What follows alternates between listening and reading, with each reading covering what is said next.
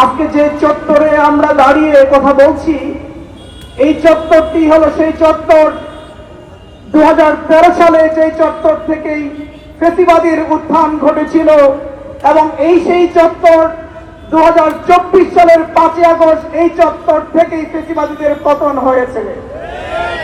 এবং সামনের দিনে আর কোন শক্তি যদি ফ্যাসিবাদীর আচরণ দেখায় এবং ফ্যাসিবাদী হয়ে ওঠার স্বপ্ন দেখেন, তাহলে এই চত্বর থেকেই তাদের পতন হবে ইনশাআল্লাহ। এবং সেই পতনের আন্দোলনে আমি এবং আমার দল বাংলাদেশ জামায়াত ইসলামী আপনাদের সাথে কাঁধে কাঁধ মিলিয়ে থাকবে ইনশাআল্লাহ। সম্মানিত বন্ধুগণ, একটি কঠিন সময়ের মধ্য দিয়ে বাংলাদেশ এগিয়ে যাচ্ছে। গত কয়েকদিনের ঘটনা আপনারা খুব গভীরভাবে লক্ষ্য করছেন। সেই খুনি হাসিনা বাংলাদেশ থেকে পালিয়ে গিয়ে সেই ভারতে বসে আবারও বাংলাদেশে ফিরে এসে রাজনীতি করার স্বপ্ন দেখছেন। আর বাংলাদেশের কিছু তার দোসররা তাকে পুনর্বাসনের স্বপ্ন দেখছেন।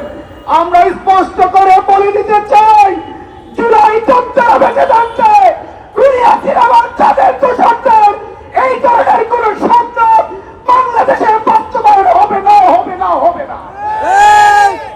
সম্মানিত ভাইরা আমার, আপনারা জানেন সেই খুনি হাসিনা সরকার দীর্ঘ 16 বছর ধরে কিভাবে এই দেশকে পরিচালনা করেছিল। ভোটের অধিকার থেকে মানুষকে বঞ্চিত করেছিল, সাংস্কৃতিক আগ্রাসনের মধ্য দিয়ে আমাদের নিজস্ব সংস্কৃতিকে ধ্বংস করেছিল, আমাদের অর্থনীতিকে ধ্বংস করেছিল, এদেশের আলেম ওলামাকে গুম করেছিল, তাদেরকে হত্যা করেছিল, রাজনৈতিক নেতৃবৃন্দকে হত্যা করে গুম করে তাদেরকে বিপর্যস্ত করে তুলেছিল।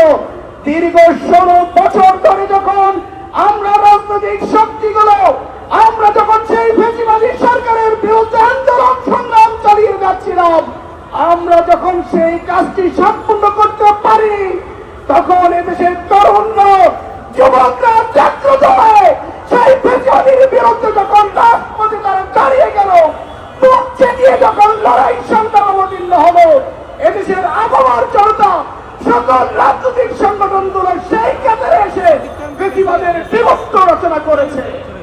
সেই আওয়ামী মার্গ একটি নির্বাচনের জন্য আমাদের জোড়াই চত্বরে জীবন দেন নাই, জেনের জন্য একটা নির্বাচনের মধ্য দিয়ে কোন রাজনৈতিক সংগঠনকে ক্ষমতায় বসানোর জন্য জুলাই চত্বরে জীবন দেন নাই। আমরা স্পষ্ট করে বলে দিতে চাই, সংস্কার হতে হবে, যেই সংস্কারের মধ্য দিয়ে এদেশের জনগণের মতবাদ প্রতিষ্ঠিত হবে। জনগণ তাদের সঠিক মতবাদ দিয়ে সঠিক নেতা নির্বাচন করে রাষ্ট্র